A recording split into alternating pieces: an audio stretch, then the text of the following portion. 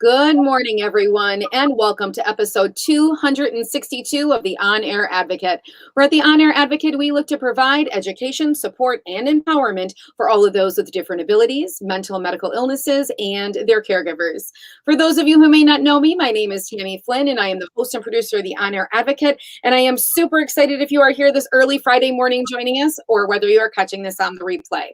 Now, as always, if you think any of the content we are talking about today can be relevant for anyone in your network or your circle, please hit the share button and share the love on whatever social media application you are viewing this from. So today we have a spotlight series, and I am so excited that we are recognizing and driving awareness for National Colorectal Cancer Awareness Month. And today I have with me Stephen Estrada. He is the manager of community engagement at the Colorectal Cancer Alliance. Welcome, Stephen. Thank you so much for having me. Good morning. And thank you for waking up early, because you're in more of an earlier time zone than I am, so I appreciate that. Absolutely. It's always good to get up every once in a while a little early.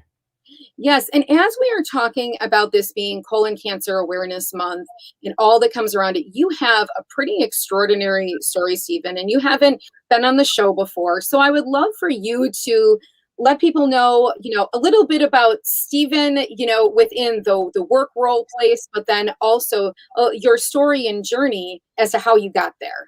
Sure. So as manager of community engagement, I have the great honor of working with our patients day in and day out.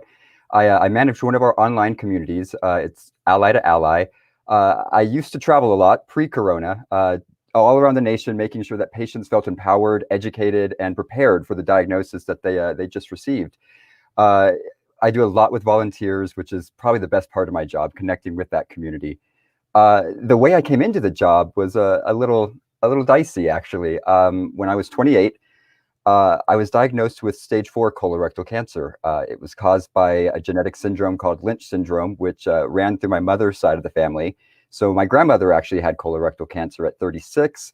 And after my stage 4 colorectal cancer diagnosis, my mother got scanned, and she actually had stage 2 and was asymptomatic. So it was coming through my family line pretty quickly. Unfortunately, mine was inoperable from the day of diagnosis, and I was given a year to live. I went through chemo, several surgeries.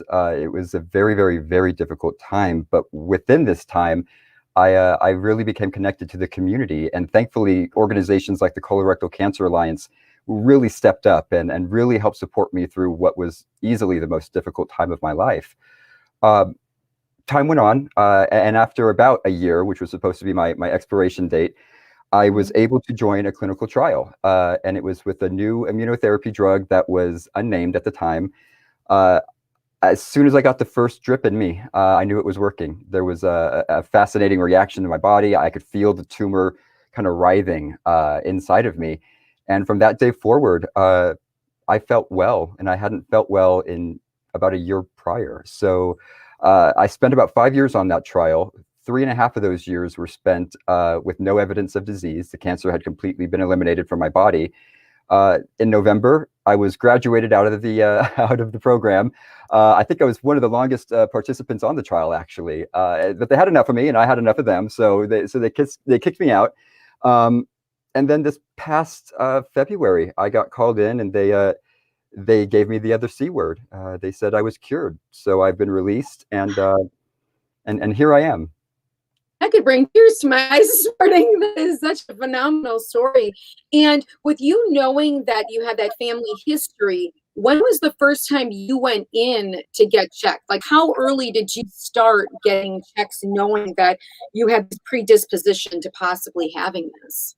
So unfortunately, that's where the story starts to fall apart a little bit with prevention. My grandmother, like I said, had colorectal cancer at 35 or 36, and no one really talked much about it. It was very kind of, she was anemic, and at work she passed out, is what I was told.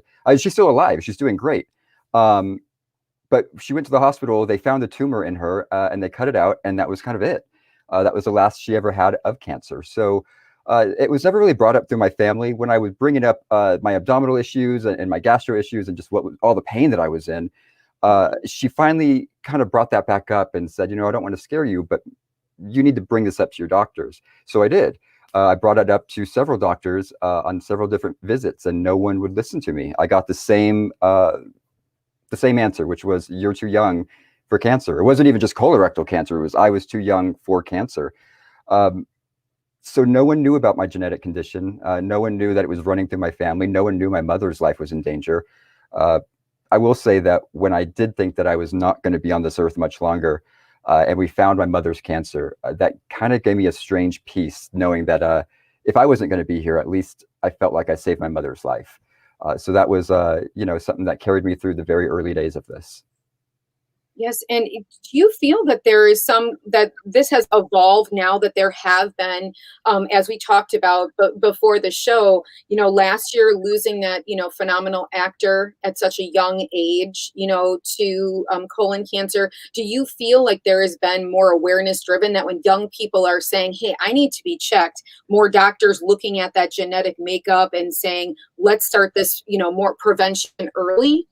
You know, I would like to say yes, but still to this day, we have so many stories of young survivors coming forward saying my doctor just didn't believe me or they didn't listen. Chadwick Boseman's death, who was Black Panther, as tragic as it was, he really started a conversation, and that conversation was thrust into the spotlight, not just about colorectal cancer in general, but how colorectal cancer is running through communities of color, and no one's doing anything about it. So it started a very important conversation, but unfortunately at a very, very tragic price. I will say Lynch syndrome specifically really isn't so rampant that it's causing this rise that we now know of in colorectal cancer cases in patients under 50. We don't know what's causing that. So, doctors are looking for genetic links, they're looking for environmental links, but the answer at the end of the day is we just don't know what's going on quite yet. So what has the rise been statistically in where it used to be for young people and where it is now? Do you Ah, know that? I know that it's we just went through an in-service the other day at the Alliance, and I believe they said by 2030 it was supposed to go up by about 90% for people under the age of 50. And what's interesting is people over the age of 50 are actually, those diagnosis rates are going down because we're doing such a great job of getting that age group screened. Um, so it's dramatically on the rise. I believe it's one of the only cancers that's on the rise like it is. Wow. And statistically, how many men, women, does it really go? Is there more of a predisposition to different ethnic backgrounds? So let's start with colorectal cancer is the third most commonly diagnosed cancer in men and women combined in the US. It's the second leading cause of death in men and women. So the average lifetime risk for men is 1 in 23, and the average lifetime risk for women is 1 in 25. 2021, we've estimated that 149,500 people will be diagnosed with colorectal cancer, with 52,980 of them passing of this disease. It's really, really upsetting when you start looking at these numbers and you're in the community and you realize these numbers have lives and families and they love and they live. So the Alliance is truly dedicated to ending this disease in our lifetime. Yes. And as my last question about, is there any racial disposition to this? So I'm sorry. Yes. No. I can't speak to like the cold hard, this is what it is. What I do know is some of the stats are that African Americans have the highest incidence of mortality with this disease. I know that from 2009 until 2013, colorectal cancer incidence rates were 20% higher for African Americans, and colorectal cancer death rates were 40% higher for African Americans. So, we are really pushing the conversation that Chadwick Boseman's passing started. And we're trying to make sure that these communities are being educated, they're being served the way they should, and that we are there to support them in any way we can. And right now, this year, I know you guys kind of have a pledge, is kind of like your push to drive awareness. what are prevention steps before even the pledge? So if people are listening today, they view this, you're a young person, you're in your 20s or 30s, and you're thinking, okay, so what should I be doing for my colon? What can I do for prevention? When should I talk to my doctor about it? All of those things. Are there any, just some good rules that, you can go by for early prevention? Sure. So the best thing you can possibly do is know your family history. I'm a firm believer that your family history is the best weapon we have against this disease.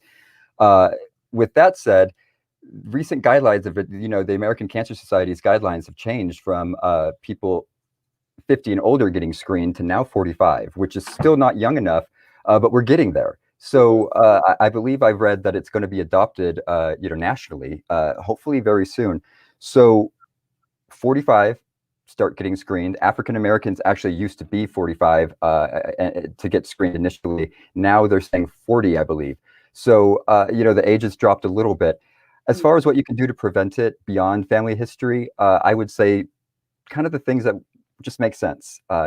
Eat healthier, exercise. The sedentary lifestyles are definitely attributed to colorectal cancer. I don't know by how much, so I don't want to put that out there, but just being active, knowing your body, trusting yourself, I think are big as well.